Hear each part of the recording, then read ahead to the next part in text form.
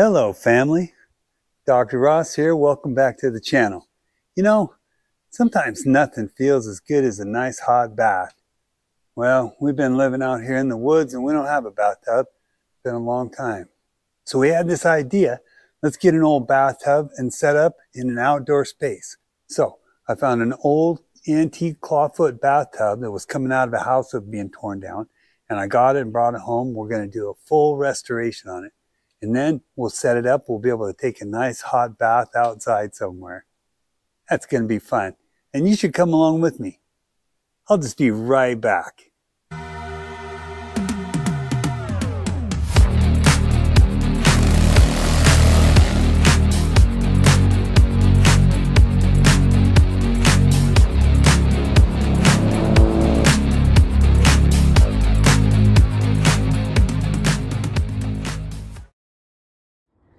Well, she wasn't much to look at when I first got it home. But I got right after it with my pressure washer. Got it really cleaned up inside and out. And then I sanded the bottom and I put on 3 coats of Rust-oleum jet black. I'll show you that product here in just a little bit.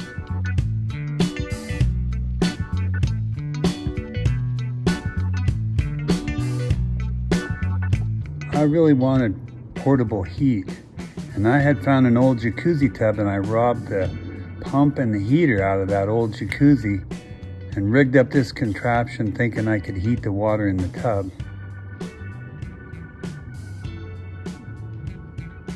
I usually don't post video of a failure, but this was really something I put a lot of work into. It turned out the pump was bad, kept blowing the circuit breaker, and then finally the pump smoked. This turned out to be a fail. I had to find another way to get portable hot water.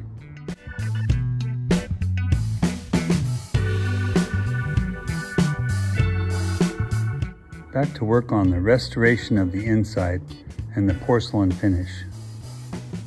The first step to this is cleaning it as good as possible. And then you want to scuff sand the whole thing down with a 400 grit to give the new restoration finish something to bite to and smooth out all the cracks and chips. I bought a white epoxy porcelain refinishing system that I'll show you. But they want it to be 72 degrees and low humidity, which is never going to happen here. So we've got the wood stove rolling. We're going to see how high we can get the temperature in here. Sand this with some 400 grit. Well, I've uncovered a couple of chips. For example, you can see this chip here, chipped all the way down to the cast iron. So we're going to try some filler. I read the box on the epoxy, and evidently you can put a filler under it.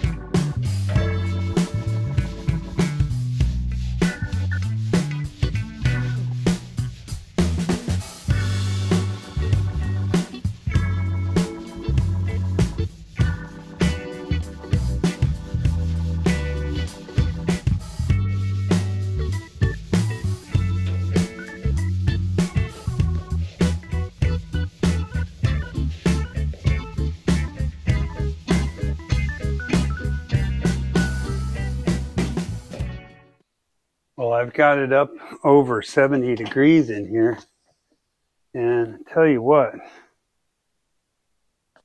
I've just been sanding on this thing for a couple of days, it seems like.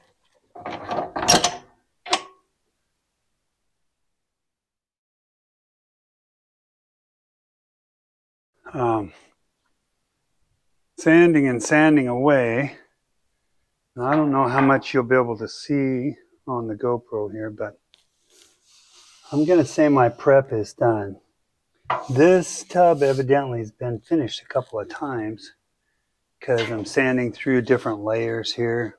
You can see here some of the different layers of finished where it's been painted over once. So I'm just going to go ahead and get started on the paint. All right, so this is the product that I chose. Rust-oleum Tub and Tile Refinishing Kit. Part A, activator. Part B is the base. So after reading all the directions here, I'm going to go back to the tub, finish wiping all that down, fine dust, and tack it out and get ready for the mixture.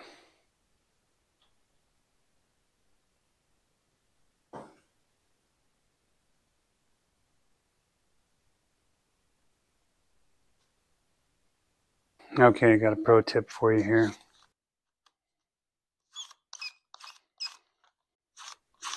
Use the blue painter's tape to get the lint off of your roller.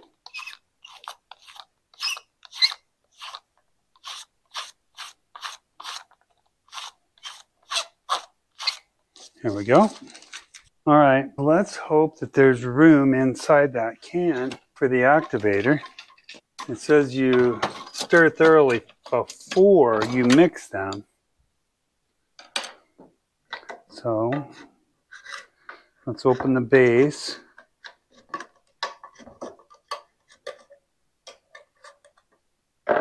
Yes, it looks like the base, the can has enough room in there for the activator to be added. You stir the base thoroughly first. Use in a well-ventilated area.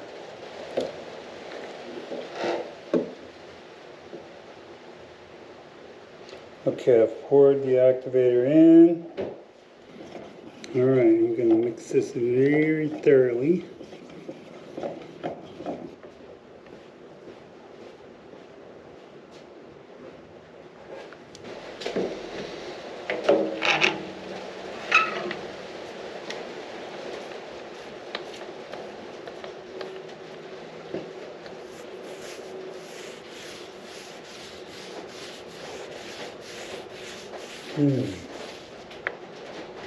Kind of weird, isn't it?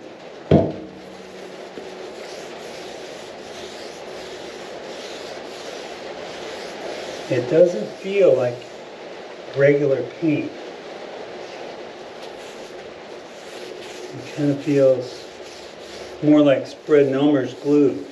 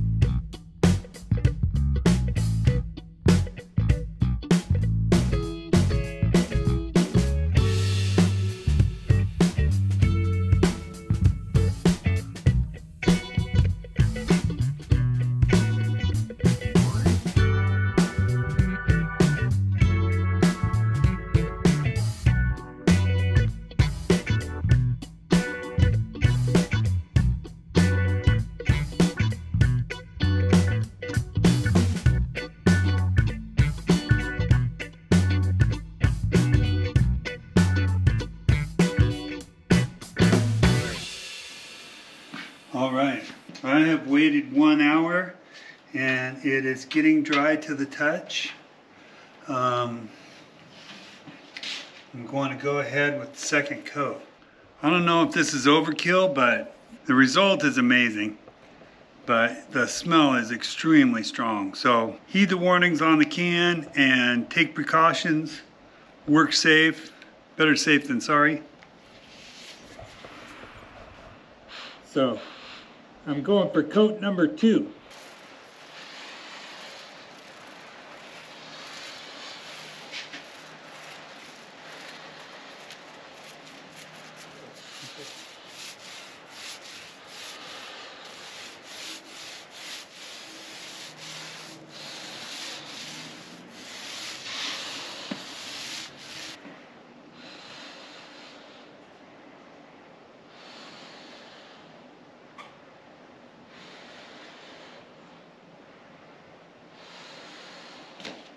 All right, there you are. The product I used is the Rust-oleum Ultra cover on the outside for black. And then we did the interior with this Rust-oleum refinishing kit for porcelain restoration. All right, so the next morning I could see some thin spots after 2 coats. So I built a fire, got the temperature back up in here. And then I poured the other half of the quart into the bottom and spread it all around. Put a drip tray underneath the drain. And then I used a cheap roller to spread the rest of it around inside the bottom and up the sides. But I decided I'd rather have it thicker than have thin spots. So we'll see how this looks in a couple of days. We got this brass hardware on eBay. Vintage handles. And I had a washer kit to totally rebuild this. You can still buy all that stuff. I think it's going to work great. What I'm going to do is fix up the hot with a hose bib from my water heater, and then the cold I'm going to cap it off dead. So it'll just be pure hot water coming in, but we can have a bucket of cold if we get it too hot. So the whole thing will be outdoor portable setup. Coming out of the back of it, I assumed it was 3/4 inch regular MPT, but it was not. Standard pipe thread. It's evidently an older system called IPS, or iron pipe system, from the good old days, the early 1900s. And it's also the basis of all the Schedule 40 fittings. So I couldn't get any brass or galvanized 3/4 inch fittings to go on. But I was able to get the plastic pipe to go on really nicely. So I got plastic couplers, and I went to garden hose type of attachments. I found this hot water heater on Facebook Marketplace. Slightly used, 20 gallon. The big deal about it was it's 110 volts, and most of them are 220. So this is going to be very handy to have 110 volts. And I was reading in the instructions, and they recommend that you have a heat trap like this, and I've never really heard of that. Some of the installation instructions don't show it, but I'm going to go ahead and put it in there. Evidently it'll help the hot water heater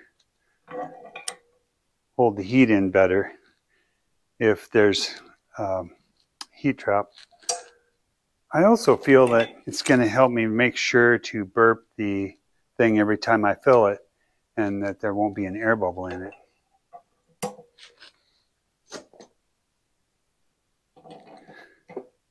All right, so I've got an inlet here that's hose bib, female, and I've got a plug that I put together for transportation so that we're not sloshing everywhere. We can also drain it through this. And then I've got my heat trap here, 3/4 inch galvanized, and then a shut off, and then I go to hose. I'm going to go from here with my washing machine hose over to the faucet on the tub. Here is my drain setup. I bought this clawfoot adapter online, but it didn't accept the brass, the way cool brass emblem that we got with the kit. So I had to make an adapter for it. This is a new style drain. We're going to adapt it to work with this tub. Okay, here's what we've got. The garden hose comes inside from the outdoor spigot, goes into my hose bib in the bottom. The top, I got my heat trap shut off and regular washer hose. Now, before you power up the water heater, you must make sure that it's full. So I'm going to go outside and turn on the water and purge all the air out of it and get it filled with water before we plug it in.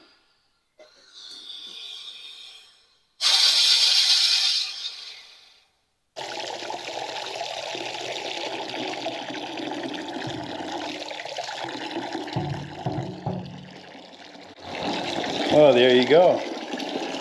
Nice hot bath. That was fun. I'm not going to go ahead and post the part where I get in. We'll set this up outside somewhere and landscape around it. It's going to be amazing.